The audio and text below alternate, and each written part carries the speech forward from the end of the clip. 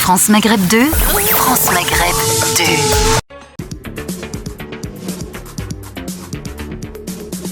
Bonjour à tous, bonjour à toutes, bienvenue, ravi de vous retrouver sur France Maghreb 2, j'espère que vous allez bien, c'est mardi aujourd'hui, nous sommes le 17 janvier et vous êtes bien avec nous sur France Maghreb 2 avec une grosse émission aujourd'hui. Tout à l'heure nous recevrons en effet, et c'est assez rare d'ailleurs parce qu'il accorde que très peu d'interviews, l'un des meilleurs lanceurs d'alerte dans les scandales du foot en France, en Afrique et ailleurs. Romain Moulina sera avec nous tout à l'heure à l'occasion de son dernier livre où il évoque d'ailleurs le Yémen et Al-Qaïda entre autres. Nous parlerons évidemment de la nouvelle idée du gouvernement, ils en ont des idées en ce moment, le panier anti-inflation, on y réfléchit en ce moment. Qu'est-ce que le panier anti-inflation? Je vous l'expliquerai et vous pourrez en débattre avec nous au 01 40 33 9000. Et petite interrogation, Soledar, les Russes affirment l'avoir conquis alors que Kiev ne reconnaît toujours pas ou presque pas cette prise par les Russes de Soledar. On va tenter d'y voir un petit peu plus clair. Sans oublier la belle histoire des génériques consacrée aujourd'hui à une série, une sitcom vivement lundi, que vous avez peut-être regardé, le quiz bien sûr, et en fin d'émission, coup de gueule et coup de cœur de nos débatteurs. C'est parti pour le LGF, je vous en souhaite la bienvenue en ce mardi. Le Grand Forum, Christophe Fro sur France Maghreb 2. Le Grand Forum. Avec nous aujourd'hui, et ça fait un petit moment d'ailleurs qu'il n'était pas venu nous rendre une petite visite, notre amie Sofiane Lakhdari. Bonjour Sofiane. Bonjour Christophe, bonjour à tous les auditeurs, toutes les auditrices. Bonjour. Comment ça va mon Sofiane? Oh, ça va. Impeccable. Ça va très bien. Bonne année à tous. Bonne année, oui, effectivement. Parce qu'il paraît, on a jusqu'à le 31 janvier. Oui, effectivement, on est encore dans le temps, donc tout va bien. Avec nous, le président de France Fraternité, monsieur Pierre-Henri. Comment ça va, Pierre? Plutôt bien. Oui, à part ça ça s'entend. Bonjour aux auditrices et aux auditeurs de France Maghreb 2. Bonjour à toi, Christophe. Et j'espère pour une émission passionnante. Oui. Comme d'habitude. Où tu ne provoqueras personne. Non, c'est pas ton style. La provocation, c'est Romain Moulina, non celui qui trouve un scandale dans le football à l'heure. Bah oui, mais s'il y en a, en même temps. Oui, enfin, il y en a beaucoup aussi où il s'est planté. Hein. Ah oui? Ah oui. Tu pourrais, par exemple, l'interroger sur l'affaire Amshraoui. Tu sais, cette joueuse du Paris Saint-Germain, oui. Qu'il a abondamment chargé parce qu'il était manifestement influencé par le camp de Diallo. Tu peux l'interroger là-dessus parce que voilà un sujet sur lequel il s'est énormément planté. Tu peux aussi l'interroger, par exemple, sur la vente qu'il programme depuis plus de 2 ans de l'Olympique de Marseille à l'Arabie Saoudite. Ah ben, on lui posera la question. Ouais, voilà, ouais. Non, mais je peux t'en fournir un certain nombre, parce que Romain Moulina, il fait du buzz. Hein. Oui, il fait du buzz, c'est un journaliste d'investigation, mon Pierre. Voilà, il fait du buzz, il fait des enquêtes aussi. Parfois, elles sont bonnes. Ouais. Parfois, elles se révèlent justes et souvent fausses. Oui, bon, de toute façon, Pierre, t'es toujours en train de critiquer tout le monde. Ah, pas du tout, pas du tout. Hein mais pas du tout. Simplement, je suis passionné de football et j'écoute aussi les chroniqueurs spécialistes du football. Et tu pourrais inviter, par exemple, Daniel Riolo pour faire parler de Romain Moulina et savoir ce qu'il en pense. Oh, oui, je pense qu'il l'apprécie, non? Non, tu penses pas? Je suis pas certain. Bon, Riolo aussi, c'est un journaliste avec une grande gueule. Voilà. Il s'est planté aussi plus d'une fois. Oui. Voilà. Bon, voilà, ça arrive. Bon. Comme toi, ça t'arrive aussi. Oui. Il y a ceux qui ne font rien. Voilà. On y arrive. Voilà. C'est ça. Au moins, on essaye. Hein. Parfois, ça passe, des fois, ça passe pas. Voilà. Bon, il est où notre Nasser Lajili? Toujours pas arrivé? Il est à l'image de la Tunisie, ils sont un peu... Qu'est-ce qu'il y a? Commence pas à attaquer la Tunisie, toi. Tarek Mami, il est là, alors... Oui, mais on essaie de le provoquer. Non, on provoque personne aujourd'hui, tout va bien. Alors, c'est parti pour commencer cette émission par des petits clins d'œil qui se sont déroulés un 17 janvier. Tiens, je cherche un boxeur américain, messieurs, né en 1942, avec un sacré palmarès. 61 combats, 56 victoires, dont 37 par KO. Il a été champion du monde à plusieurs reprises évidemment, et puis il nous a malheureusement quitté le 3 juin 2016. De qui s'agit-il, ce boxeur américain? Pas Mohamed Ali? Si, Mohamed Ali. Cassius Clay évidemment, donc un grand boxeur. Ouais, qui a fini pas bien, quoi. Bah oui. Bah oui, ça n'aide pas hein, de prendre des coups. Bien sûr, à la fin. Ah oui, ouais. ça c'est sûr. Il était vraiment très Alzheimer. Sacré compétiteur Ah et oui, sacré ça. palmarès. Oui, absolument. Voilà. Deuxième question.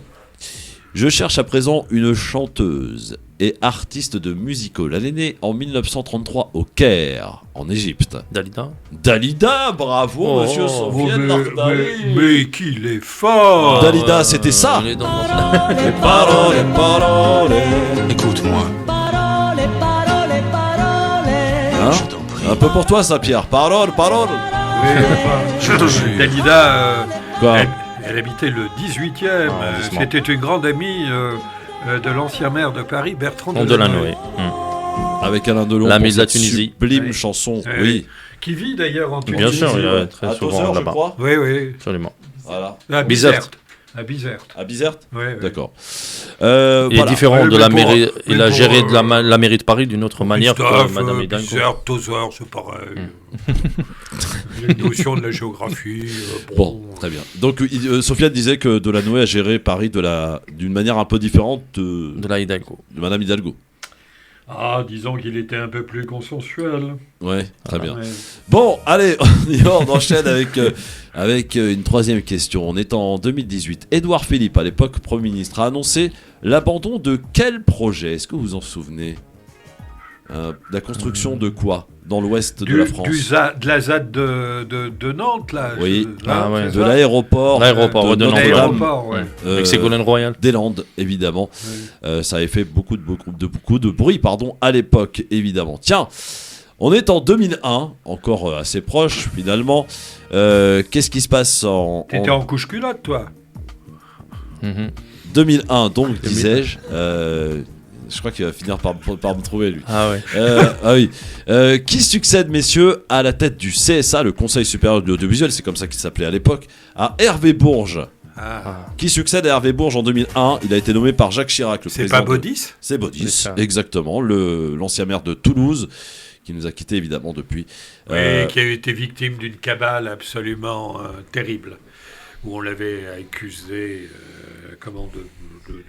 d'être dans un réseau criminel de prostitution, etc. On est en 1986 à présent. Quel président américain a signé un document autorisant la vente d'armes à l'Iran? Ah, l'Iran Gate, ouais. On a oublié. C'était qui? C'était Bush? Non, Non, pas du tout. c'était l'acteur là. Non, le président. Oui, oui, Quel c'était un acteur président? ancien. C'est oui. Reagan? C'est Reagan, Reagan, voilà. bonne Reagan, réponse, évidemment. Ronald Reagan.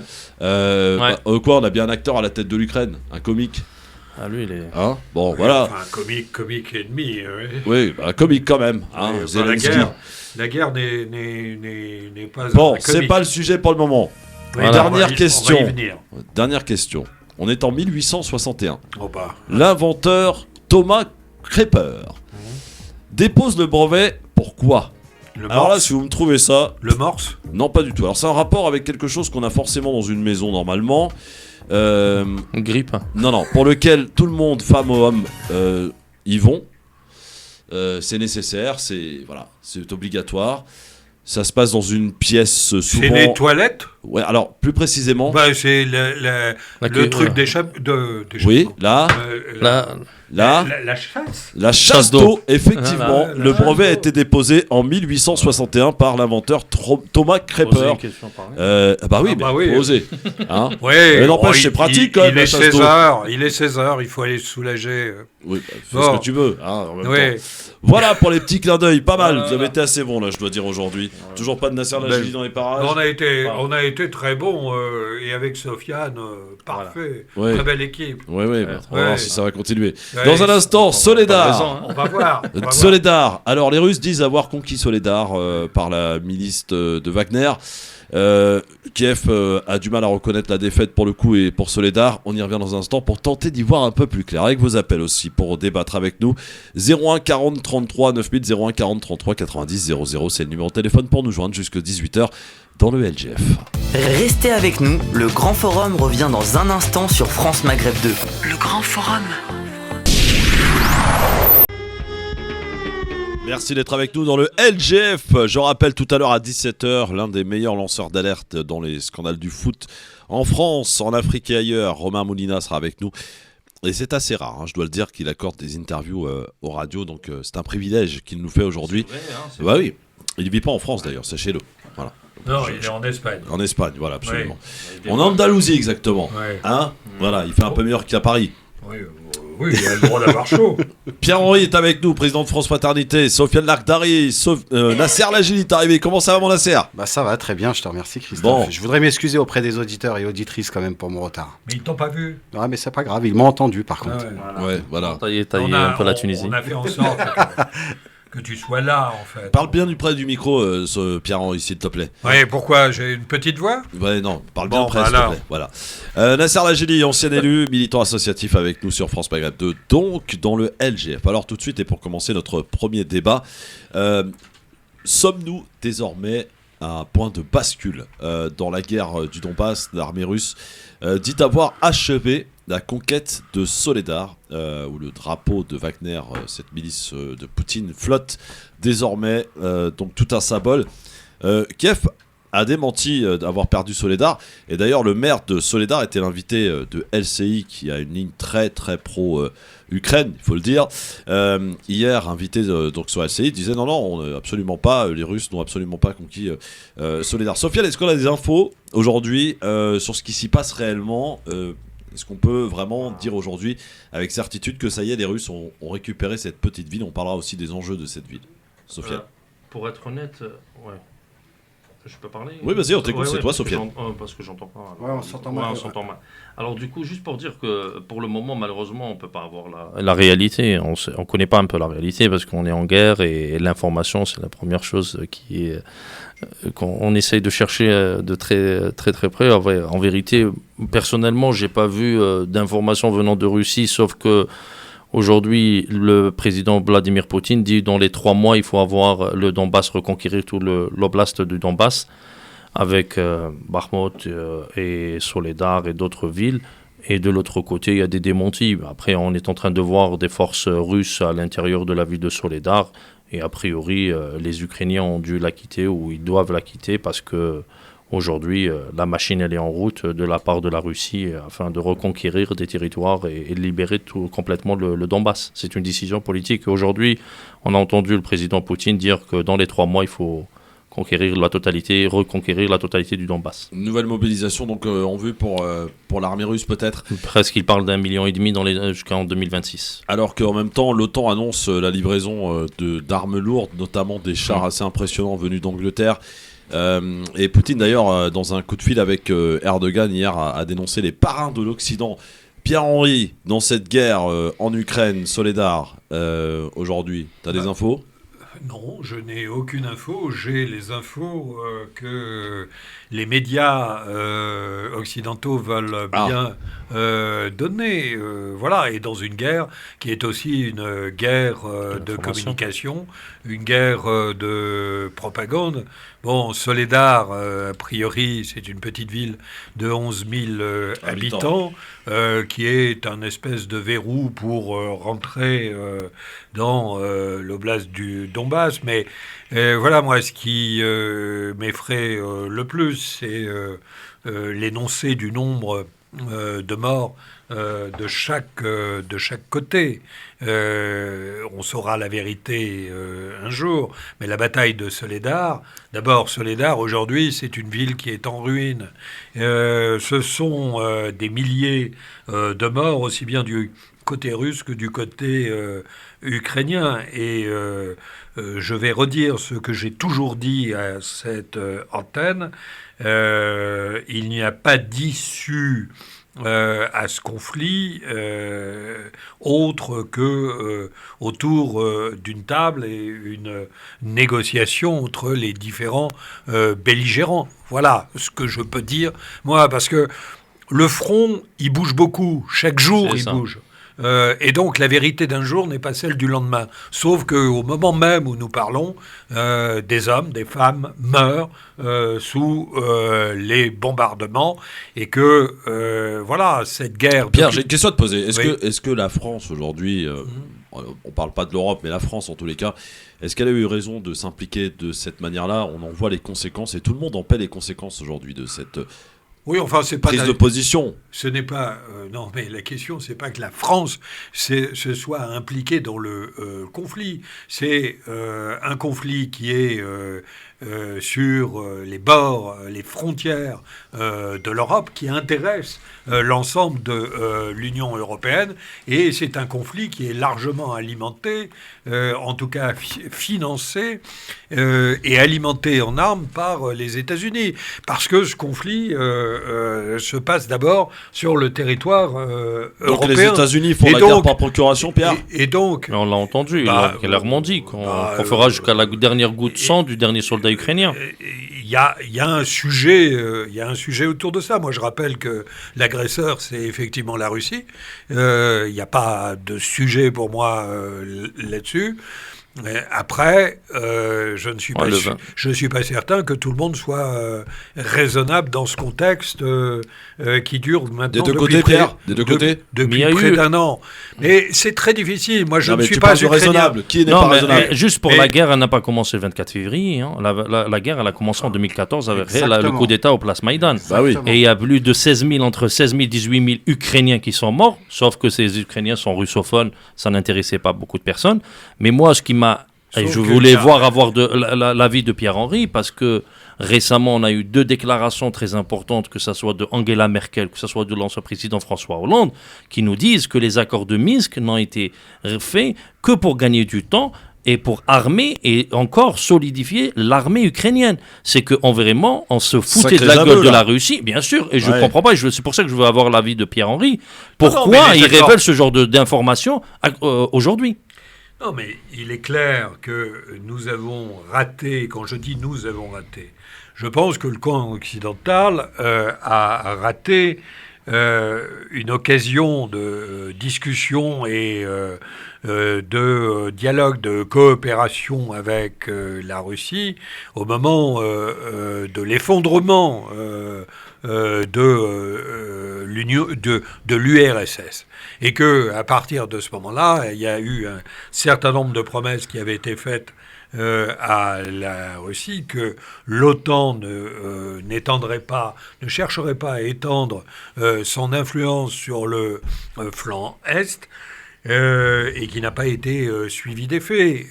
Voilà. Et donc, il y a eu des postures qui ont amené au raidissement aussi de Poutine. Il n'en reste pas moins vrai qu'en 2022, le 24 février, c'est une invasion qui a eu lieu en Ukraine, et de la part, et atteignant la souveraineté d'un État. Et c'est le fait de la Russie. Ensuite, et encore une fois, je ne suis pas d'accord pour ma part avec l'objectif de guerre qui a été rappelé dernièrement par Zelensky, de vouloir récupérer l'ensemble des territoires. Jusqu'en Crimée.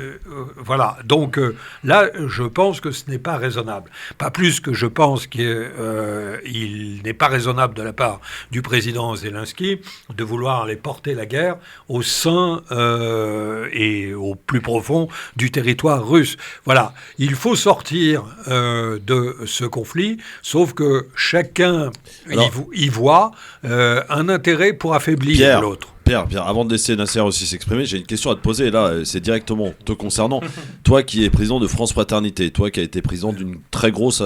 c'est quoi? C'est une association, France Terre d'Asile? Oui. Voilà. Les réfugiés, tu connais. Oui. Comment t'expliques ce traitement de différence des réfugiés en France? Les Ukrainiens sont hyper bien reçus. On les et tant mieux, hein, attention. Quand je dis ça, c'est tant mieux. Oui, voilà, ils ont un confort certain pour quand tu es Soudanais, Afghan, Irakien, Syrien.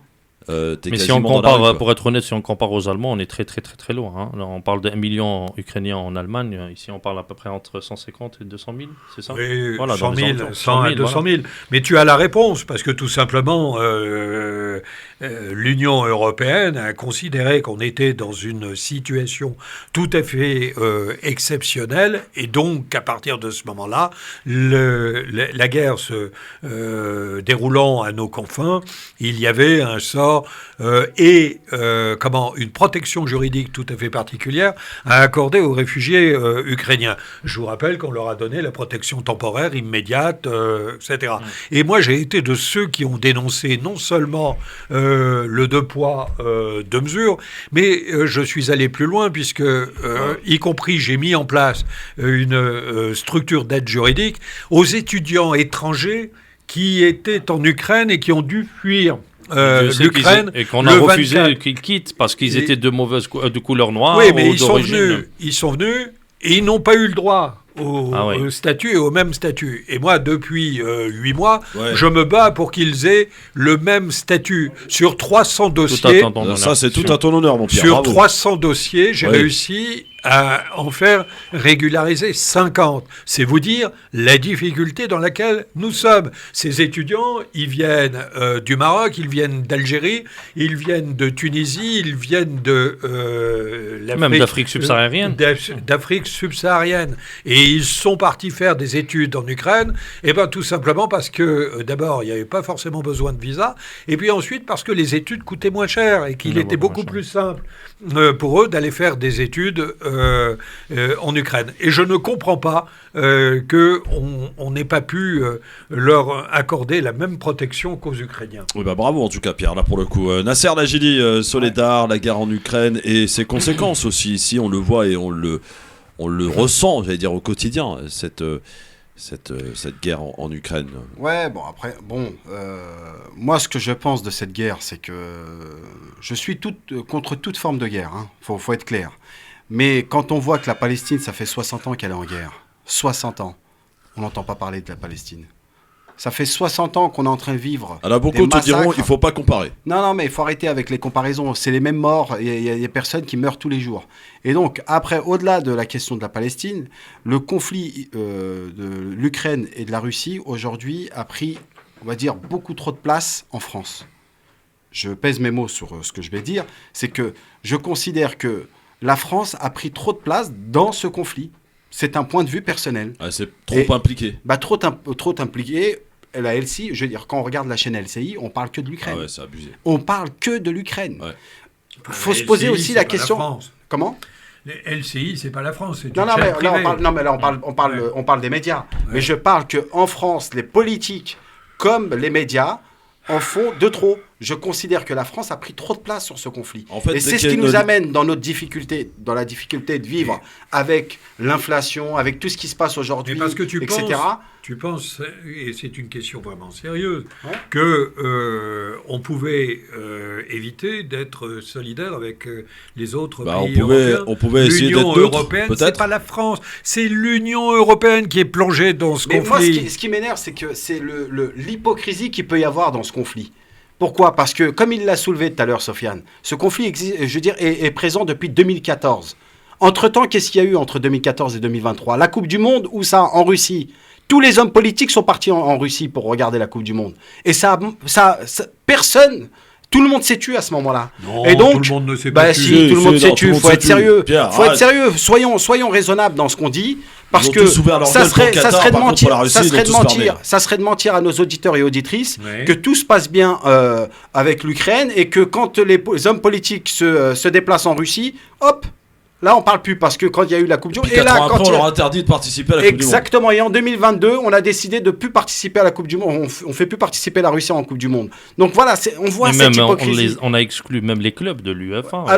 Alors que le sport devrait normalement être en dehors de la politique. Alors qu'on nous a vraiment à plusieurs reprises rappelé que la politique n'avait rien à voir avec le sport. Avec le sport, mais là on est en plein dedans. Mais voilà, on est en plein dedans là. Ouais. C'est ce double langage qui commence un peu à exacerber. C'est quand ça les arrange en fait. Voilà, exacerber pas mal de gens. Mais après, voilà, la Russie aujourd'hui, elle est en train de mener malheureusement cette guerre qui lui a été imposée. Aujourd'hui, on voit bien que les mondes anglo-saxons et en particulier l'Angleterre qui a tout fait pour qu'il n'y ait pas d'accord de paix, parce qu'on a vu au début des rencontres en Turquie avec la Turquie qui après proposé qu'il y ait des discussions directes. Et on a vu le voyage de Boris Johnson, des déclarations de hauts responsables disant qu'il ne faut pas arrêter la guerre et qu'il faut battre la Russie. On se rappelle de la déclaration de Bruno Le Maire avec les sanctions. On rappelle qu'aujourd'hui, la Russie, c'est le pays le plus sanctionné au monde. Plus de 13 000 sanctions contre la Russie, où on a parlé de démolir l'économie russe, de la démolir. Parce qu'on a misé, l'Occident a misé sur la chute de la Russie. Aujourd'hui, la Russie, elle est beaucoup plus solide que ce que beaucoup ne pensaient au départ. Alors on est avec Jamel qui nous appelle au téléphone 01 40 39 000. Jamel, bonjour. Oui, bonjour messieurs, comment allez-vous? Bonjour Jamel. Bonjour à toutes et tous à l'écoute aussi. Merci mon Jamel, qu'est-ce qu'il y a mon Jamel? Ah bah écoute, moi j'ai appelé pendant l'intervention de Pierre que je salue aussi. 2 poids 2 mesures, voire plus. En fait, on est dans une hypocrisie générale dans ce conflit. C'est comme ne pas être belligérant mais envoyer des chars. Ça, par exemple, c'est un exemple type. Mais le traitement qui a été fait, et pour moi, ce qui a été scandaleux, je te rejoins là-dessus Christophe, c'est que les Ukrainiens ont eu plus de facilité à être accueillis. Moi, je vais te donner l'exemple de Pôle emploi. Pôle emploi, comme un service public, généralement, quand tu viens, on parle en français. Et on ne peut pas parler une autre langue. Concrètement parlant, on est un service public, donc on parle français. Point barre. Pour les Ukrainiens, on nous a clairement dit, n'hésitez pas, hein, vous pouvez parler en anglais, etc., etc. On a eu plein de traitements de faveur qui ont été là. Et je vais donner 2 exemples que j'ai eus. J'ai eu 2 personnes, une Algérienne et une Marocaine, qui étaient en études de médecine. Et c'est l'exemple que Pierre a donné tout à l'heure. Ces personnes-là, on leur a refusé l'inscription à Pôle emploi, ainsi que dans d'autres choses. Ils n'ont pas eu les mêmes dispositifs pour eux. Pourquoi? Parce qu'ils n'étaient pas ukrainiens. Pourtant, c'est des gens qui étaient qui faisaient leurs études en Ukraine. Et ça, moi, j'ai trouvé ça super dégueulasse. Il n'y a pas d'autre mot. C'est des gens qui ont quitté leur pays pour aller faire des études parce que, comme l'a dit Pierre, c'est moins cher, c'est moins long, on va pas dire c'est plus simple forcément, mais c'est plus arrangeant. Mais derrière, quand ils sont arrivés, qu'ils ont quitté le même territoire pour les mêmes causes, pour faire les mêmes horreurs, les mêmes atrocités, on les a pas accueillis de la même manière. Voilà. Merci mon Jamel pour ces exemples parlants finalement. Merci beaucoup mon Jamel qui travaille à Pôle emploi, hein, donc il sait de quoi il parle évidemment. Ah mais il a tout à fait raison. Il a tout à fait raison et j'ajoute que le gouvernement français a fait une erreur monstrueuse autour de cela parce que au final ça concerne moins de 1000 dossiers. Et donc, c'est invraisemblable. C'est une véritable usine à gaz qui a été mise en place dans les préfectures. Et quand on parle, par exemple, des OQTF, des obligations à quitter le territoire, il y a beaucoup d'étudiants, en l'occurrence africains, qui se retrouvent avec des OQTF qui ont dû fuir l'Ukraine le 24 février. Mais je voudrais revenir juste un tout petit peu en arrière. Ouais. Vous avez la mémoire courte, les gars. Parce que 2000... Mais oui, parce que 2018, quand vous m'expliquez... Oui. Je suis très détendu. Mais quand vous expliquez qu'en 2018, il n'y a eu aucune critique à l'égard de la Russie, il y a eu les mêmes critiques à l'égard de la Russie que les critiques qui se sont abattues sur le Qatar. Et il y avait les organisations de défense des droits de l'homme qui ont publié des guides à l'usage... Non, mais je pense que Nasser voulait parler des hommes politiques. Oui, c'était des responsables, pas des organisations. Alors, il y a aussi des hommes politiques qui vont en Russie, par exemple, en France, pour chercher de l'argent. Mais en Occident, au Qatar, il y avait pas mal de valises qui viennent.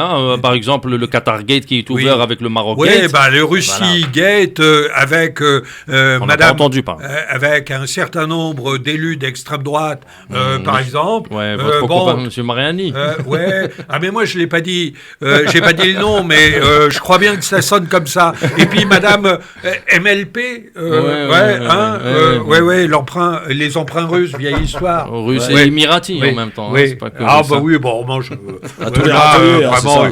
n'y a pas de souci. Oui. Allez, dans un instant, la nouvelle idée du gouvernement. Ils en ont plein des idées en ce moment. Le panier anti-inflation, qu'est-ce que c'est? C'est pas fait encore. Je vous explique tout, on en débat dans un instant au 01 40 33 9000. À suivre aussi le Zap et Mat. Je rappelle le principe, je donne des infos, à vous de choisir si vous la commentez ou si vous la zappez. Et puis bien entendu, Romain Moulina sera avec nous dans le LGF, le meilleur lanceur d'alerte, journaliste sportif, écrivain, auteur de 6 ouvrages, notamment le dernier sur le Yémen. Et oui. Tu l'as eu, le dernier ouvrage? Il te l'a offert? Eh ben, je l'ai lu, oui. Bon. Ouais. Super. Ne bougez pas, le Grand Forum revient dans un instant. Le Grand Forum sur France Maghreb 2. Le LGF, merci d'être avec nous, avec Sofiane Lakhdari, avec Nasser Lajili, Monsieur Pierre-Henri, qui sont avec nous aujourd'hui sur France Maghreb 2 dans le LGF en ce mardi. Alors, autre mesure pour le pouvoir d'achat envisagée par le gouvernement. Il y a le chèque carburant, vous le savez. Il y a également les mises en place d'un panier anti-inflation. Le ministre de l'économie, Bruno Le Maire, confirme que des discussions sont en cours avec la grande distribution pour proposer les prix les plus bas, qui ciblent notamment les produits de première nécessité. Alors, pour l'instant, rien n'est acté, mais à quoi ressemblerait ce panier ? Il s'agit de 20 produits de première nécessité, produits laitiers, pâtes, hygiène adulte et hygiène bébé, le tout à des prix réduits, un panier anti-inflation qui serait mis en place donc par les grandes enseignes. Pour les convaincre, le gouvernement mise sur le risque de la déconsommation en ce début d'année. Les banques baissent, vous le savez, habituellement après les fêtes, tout l'intérêt pour eux de mettre en place des promotions. C'est donc des propositions de loi de la majorité qui a été déposée hier à l'Assemblée nationale. Elle est destinée à rééquilibrer les négociations entre les fournisseurs et les distributeurs, mais elle est accusée par les grandes enseignes d'encourager l'inflation, notamment en limitant l'ampleur des promotions. Il reste encore quelques jours donc à Olivia Grégoire, la ministre qui est en charge de la consommation, pour convaincre tout le monde qui souhaite mettre en place donc ce panier anti-inflation d'ici le courant du mois de mars. Alors est-ce que c'est une bonne idée, cette idée du panier anti-inflation où 20 produits de première nécessité seraient proposés à des prix extrêmement bas? C'est ce qu'on nous dit. Cette idée vous séduit-elle, mon cher Nasser Lajili? Bah franchement, déjà ça c'est tout dépend de la volonté en vérité des grandes enseignes. C'est ça qu'il faut savoir, parce que beaucoup ont pensé que c'est le gouvernement qui va mettre ça en place. Non, c'est les grandes enseignes qui vont mettre ça en place, et c'est selon leur volonté de savoir si ça va se faire ou pas. Après, c'est quelque chose qui existe déjà. Ça, il faut le savoir. Si, ça existe. À chaque fois, dans cette période, il l'a bien résumé juste avant Christophe, il y a des promos qui se multiplient. Donc, il y a exemple, là, quand on regarde les magazines, vous allez voir, prends les magazines des magasins, on a énormément de promos. Et voilà, pour moi, je ne vois pas qu'est-ce qui pourrait changer par rapport à. Alors, le principe, ça sera en tête de gondole, en fait, en espèce d'une vingtaine de produits, de pâtes, des premières nécessités, de produits d'hygiène pour enfants, adultes, etc., qui seraient mis en place, donc en tête de gondole, à des prix très bas. Voilà, 20 produits, pas plus. Oui. Moi, je pense qu'il faut en ajouter un supplémentaire de produits. C'est celui que vient de nous verser Sofiane dans le studio. Nasser. J'aurais bien aimé, mais... Nasser, pardon.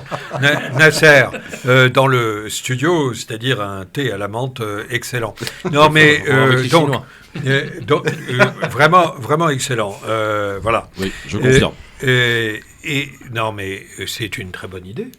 Franchement, j'entendais il y a 3 mois sur cette même antenne, vous étiez tous à réclamer l'abandon de la TVA sur les produits de première nécessité, compte tenu de l'inflation qui régnait dans ce pays. Et voilà que le gouvernement propose un panier anti-inflation reposant sur 20... mais c'est pas le gouvernement qui propose. Mais si, le gouvernement propose et il fera des aides auprès des grands distributeurs, des grandes marques, évidemment, pour que les gens et les moins fortunés puissent effectivement continuer à se nourrir normalement et sans entrave. Et donc, c'est une bonne idée. Ouais. Il faut arrêter à chaque fois que...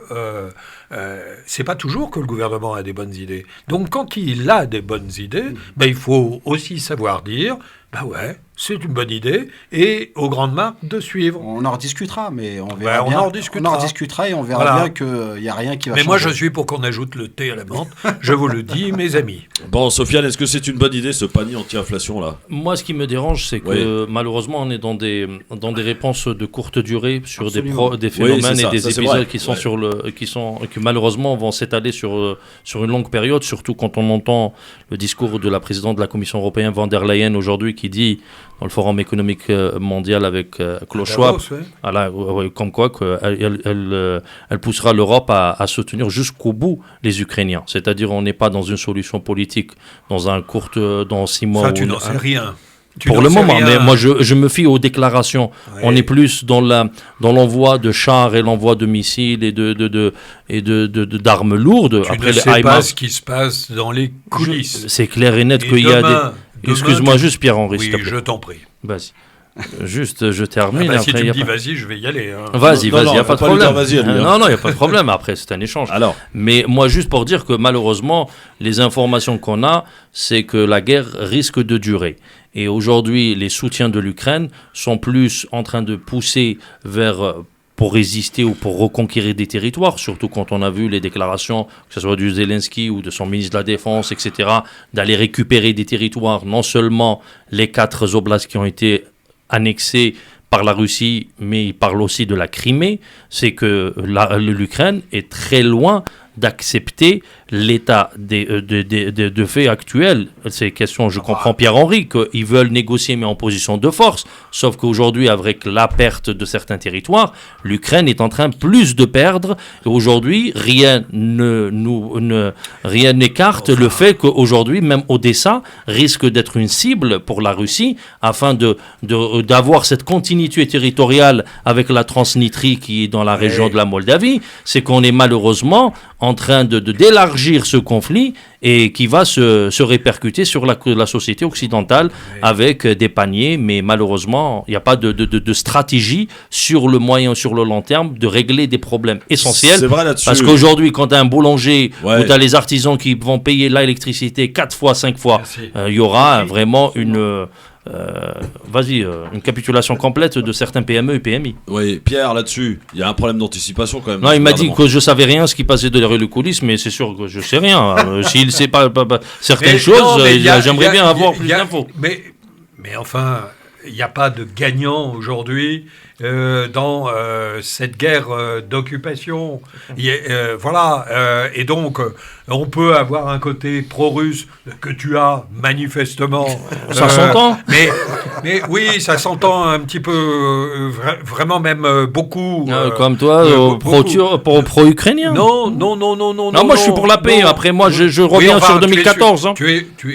Je reviens sur 2014. 2014 condamne l'invasion de 2022. Tu m'aurais dit ça, je recondamnerais, il n'y a pas de souci. Moi, j'ai aucun souci. C'est terrible ce qui se passe. Moi, tu sais, je fais partie de gens qui ont vécu la guerre civile en Algérie et qui savent ce que c'est une guerre. Pendant la décennie noire, 10 ans, terrible. Voilà, et j'ai vécu et je sais ce que c'est une guerre. Je ne l'ai pas lu que dans les livres, je l'ai vécu et je le souhaiterais à personne. Et malheureusement, on a vu des Syriens, les Libyens, ceux qui appelaient à démolir la Libye. Moi, j'étais sur cette radio en 2010 en train de dire qu'il ne fallait pas intervenir militairement. C'est-à-dire la guerre, elle est terrible. Je ne la vois pas à géométrie variable. Quand c'est en Syrie, il faut l'appeler. Et quand c'est en Ukraine, je vais la condamner. Moi, je la condamne partout, cher Pierre-Henri. Mais je la condamne partout. Et puis, le problème...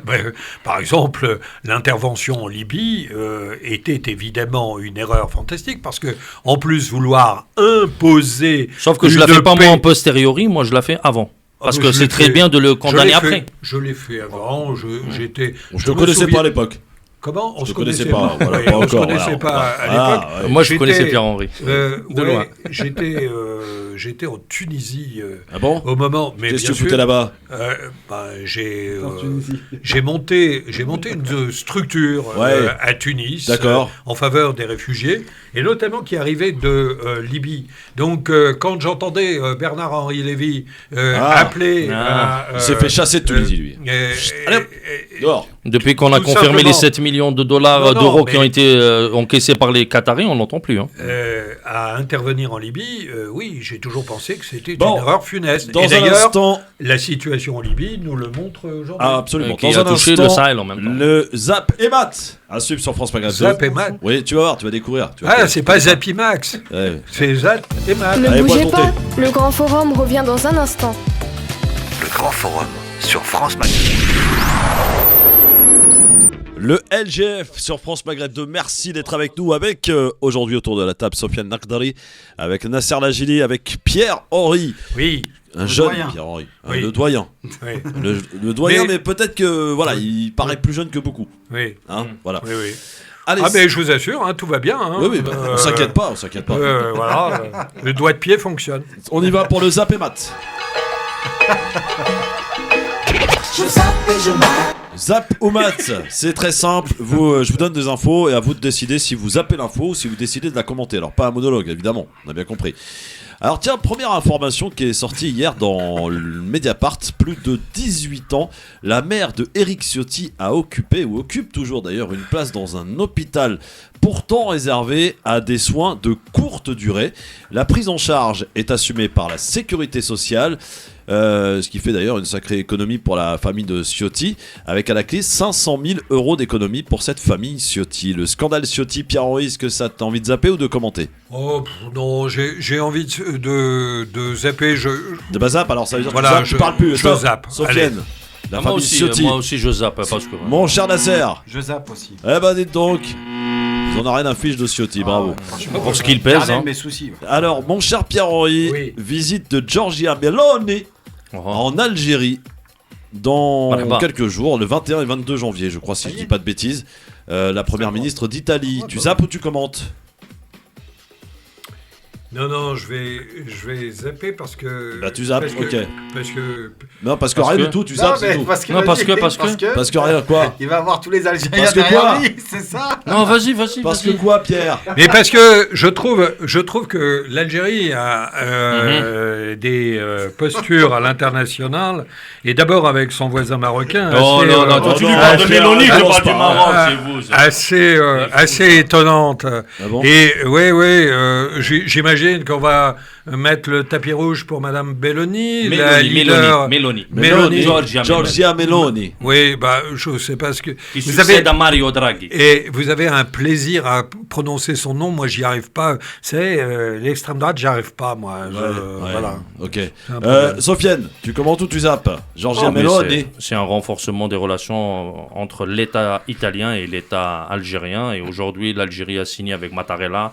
Et que ce soit Mario Draghi ou que ce soit Giorgia Meloni ou celui qui succédera, ça sera des relations basées sur l'intérêt mutuel. Et aujourd'hui, pas mal de sociétés italiennes qui commencent à s'installer en Algérie. Il y a une coopération. L'Algérie, elle se dirige pas seulement vers l'Italie, elle se dirige vers la Russie, vers la Chine, vers l'Inde, vers tous ceux qui La veulent... nouvelle alliance. Non, non, pas du tout, L'extrême la- droite, non, non, la non. Russie, Les l'Inde, Bol- voilà, on peut aller la vers Chine, l'Iran. l'Algérie. L'Iran, tu peux rajouter aussi l'Iran. Voilà le nouvel ordre mondial que tu nous proposes. Le BRICS. Ouais, ouais. Même l'Algérie, elle a Intéressant. adhéré le BRICS. Intéressante, Voilà. cette alliance. L'Algérie, elle est en train de dire, nous ouvrons une nouvelle page. Ceux qui veulent coopérer avec nous, marhaba. On ne s'intéresse pas à la politique intérieure, contrairement à donneur des leçons au niveau de l'Occident. Après que ce soit l'extrême droite, elle a été élue, à mon sens, par les Italiens. Si l'Algérie a cette notoriété d'aller changer les élections en Italie, l'Algérie, elle coopère avec l'État italien, que ce soit l'extrême droite ou Mario Draghi, l'ancien patron de la BCE, qui soit pas aussi de l'extrême droite, à mon sens. Hein, voilà. Mais voilà, il y a une nouvelle page qui est en train d'être écrite entre l'Algérie et l'Italie, et d'excellentes relations depuis Enrico Mattei. Sincèrement, je ne sais pas si c'est une nouvelle page, mais ça fait partie Je te des rappelle, t'as relations. choisi de zapper. Hein. Oui, des relations traditionnelles entre les États. Voilà, point. Non. Point, et puis on oubliera demain. Pas Mais du oui. tout, pas du tout. À la première occasion, on va voir. Hein. Je rappelle que l'Italie aujourd'hui, le premier pays qui lui fournit le gaz, c'est bien l'Algérie, avec la crise énergétique qu'on connaît. L'Algérie est Et la productrice société- de gaz, oui. Mais- heureusement, oui. Non, Elle non. fournit aussi à la France. Attends. Bien sûr, pas mon beaucoup. cher La Pierre, France, elle n'a pas petite besoin de question. gaz, elle a d'autres Petite sources question, d'énergie nucléaire. parce que tu as l'air d'avoir un parti pris assez intéressant. Ah Bien non, sûr. non, non. Si, pardon. Non, Je reviens à ta phrase d'attaque. Peut-être que c'est une provocation. Tu vas nous l'expliquer. Mais quand tu dis, par exemple, dans ce conflit dans lequel d'ailleurs on essaie de ne pas rentrer parce qu'il y a beaucoup d'enjeux et beaucoup de manipulation des deux côtés, peut-être. Toi, ta parti pris, toi, c'est l'Algérie qui agresse ou qui comporte mal avec le Maroc, c'est ça pour toi? Ah, qui instrumentalise la question Instrumentalise quoi? sahraoui. Ouais. Oui, bien sûr. À l'égard du Maroc, oui, je rappelle quand même qu'au moment de l'indépendance, en 1975, à partir de la marche verte, mais enfin, à partir du moment où... La prise de territoire en 1975, c'est pas pareil. À partir du moment où l'Espagne a remis le territoire du Sahara occidental, il l'a remis à qui? Normalement au Maroc et à la Mauritanie. Voilà. Point. On y arrive. C'est-à-dire un territoire marocain qui est partagé avec la Mauritanie, un territoire marocain que l'espace aérien reste toujours sous contrôle espagnol. Voilà, mais ça n'a rien à voir. La relation malheureusement algéro-marocaine, elle est un conflit. C'est un conflit qui a commencé depuis l'indépendance de l'Algérie. S'il faut revenir en arrière et à l'invasion, excuse-moi, l'invasion de Hassan II et du Maroc contre l'Algérie en 63. Mais je ne pense pas que c'est l'intérêt d'ouvrir le débat sur la question algéro-marocaine. On était sur l'Italie. L'Algérie est en train de voir comment développer son économie. Si on veut rester sur une question du Sahara occidental, c'est une question qui est entre les mains des Nations Unies, comme une question de... je rappelle juste que le Sahara occidental est membre fondateur de l'Union africaine. Oui, je rappelle juste que... une trentaine de pays. Que cette question n'est pas résolue de manière très pragmatique. Que l'Occident ne va jamais le résoudre. 80% du territoire du Sahara se trouve aujourd'hui sous le contrôle du Maroc. C'est 230 000 km², un peu moins de la moitié du territoire français. L'espace maritime n'est pas entre les mains du Maroc. Il semblerait qu'il y ait du gaz et du phosphate là-bas. Voilà, ceci explique cela. Voilà. Bon, dont on a besoin l'Algérie ou le Maroc? Bonne question, tiens. Mais l'Algérie, manifestement, convoite aussi ce territoire pour cette raison. Mais il est tellement marocain qu'on est obligé d'aller acheter des députés au Parlement européen. Quelques dizaines de milliers de Sahraouis qui sont captifs. Ils sont pas nombreux, les pauvres. Ils sont pas nombreux. Oui, non, ça, pour pas être nombreux, ils sont pas nombreux. Coincés du côté de Tindouf. Ils sont pas mal en Espagne. Bon, allez, c'est bon, Pierre. Mais moi, je pourrais te parler de la relation avec l'Algérie. Je me souviens, en 2006, être allé en Algérie. Oui, mais c'est pas longtemps. Des choses ont changé. J'aurais dû lui poser la question, Sahara occidental, et comme ça, il n'aurait pas zappé. Eh bien, c'était très intéressant, parce qu'à ce moment-là, les autorités algériennes m'ont dit, on va travailler avec vous, une condition. Laquelle? Devinez. Je sais pas. Faites une déclaration comme quoi le Sahara occidental est algérien. Est algérien, qu'est-ce que c'est que cette bêtise? Que se raconte Pierre? L'Algérie n'a jamais revendiqué cette partie du monde. Sahara occidental est d'autodétermination, ça n'a rien à voir. Mais pas Sahara occidental algérien. La marocanité, c'est de l'autre côté. Monsieur Nasser Lajili, tu zappes. Ok, très bien. Autre information à commenter ou à zapper, Pierre, pour en finir avec sa crise. Le Mali demande des efforts supplémentaires à l'Algérie pour rapprocher les différents partis. Tu zappes ou tu commentes? Moi, ce qui m'inquiète beaucoup, c'est la situation. Tu zappes ou tu... C'est la situation du Sahel. Pas simplement du Mali, mais de l'ensemble du Sahel.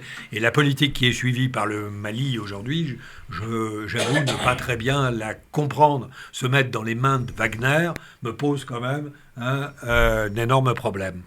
Sofiane, tu commentes ou tu zappes? On demande à Nasser. Nasser, tu commentes? Non, moi je commente. Moi, personnellement, je trouve qu'il y a les accords d'Alger. L'Algérie fait tout pour rapprocher les différents belligérants. Il faut savoir qu'il y a une crise politique, il y a une crise de terrorisme dans la région. Absolument. Et malheureusement, le Mali paye le prix, comme a dit Pierre-Henri, l'intervention de l'Occident, de l'Alliance Atlantique en Libye, où on a versé des tonnes et des tonnes d'armes dans cette région. Ils se sont retrouvés entre de mauvaises mains. Et oui, bien sûr, non seulement. Après, il y a une crise politique, et il y a d'autres problèmes qui se rajoutent. C'est clair que c'est pas juste ça, mais c'est pas pour régler les problèmes. C'est pour ça que ça nous pousse aujourd'hui à se poser une autre question sur le conflit en Ukraine et le nombre d'armes qui sont envoyées en Ukraine et la traçabilité de ces armes qui risquent d'être entre les mains de certains. Tu as tout à fait raison. Malheureusement, c'est un vrai sujet. Et c'est un sujet de sécurité pour nous. Pour nous en tant qu'Européens. Tout à fait, absolument. Je suis entièrement d'accord. Voilà. Et le Mali, aujourd'hui, est en train d'ouvrir une nouvelle page. On lui souhaite que du bien. On va envoyer un télégramme aux autorités algériennes et marocaines. Nous sommes d'accord. Pourquoi tu représentes le Maroc? Non, mais je ne sais pas. Tu as voulu me Moi, faire je suis algérien. Nasser, tu commentes ou tu zappes? Non, mais je pense que le Mali a besoin de soutien et je pense qu'elle est dans une situation un peu difficile ces derniers temps. Donc effectivement, c'est tout à son honneur que l'Algérie soit présente dans ces moments-là. Juste Bien pour sûr. dire que la fraternité algéro-malienne, l'équipe malienne qui a participé à la chaîne, qui participe actuellement à la chaîne, tout est pris en charge par les autorités C'est algériennes. très bien. Et, Très bonne et le initiative. Mali qui a Comme été... quoi, le football a Bien sûr. des ramifications politiques étonnantes. c'est pas l'Algérie- c'est pas avec l'Algérie que vous allez Mais le découvrir. on fait pas de politique quand on parle de football. Non, non, moi, mais je- bien entendu. Mais moi je suis pas Mais bien hypocrite. entendu. Moi je suis pas hypocrite. Je Mais dis que bien tout est entendu. politique. Tout Elle est est bonne politique. celle-là. Oh là là. Tout est politique. hein. Formidable. Ah, non, Tu mais sais, quand tu as j'y un crois président, pas. excuse-moi Pierre, Ouais. quand tu as un président de fédération marocaine Oui. qui est en même temps ministre d'État du gouvernement de Khanouch, Oui. si c'est pas politique Oui, ça oui. Bah, Et parce que le président de la fédération de football algérien, il n'est pas ministre. il n'est pas ministre, On se fait mais, passer. mais il n'est pas en ligne directe avec Monsieur Tebboune. Non, attends, arrête un peu. Entre ligne directe et Arrête. être ministre, Arrête. c'est différent. Ben, bien sûr, bien sûr. bien Mais sûr. juste le Mali qui a été boycotté par la CEDEAO avec un blocus, un des seuls endroits où il a pu respirer, c'est à travers l'Algérie. C'est tout à son honneur, l'Algérie, d'aider Ah, le ils peuple sont malien. Parce que Madibo redoutables. Keïta, Merci, l'histoire Pierre-Henri. du Mali, avec la Redoutable. révolution algérienne, elle est historique. Le Sofiane. Mali avait soutenu. Pardon Pardon, je dois vous couper. Vas-y, vas-y. Puisque nous sommes avec notre invité qui est avec nous Ah. sur France Maghreb 2.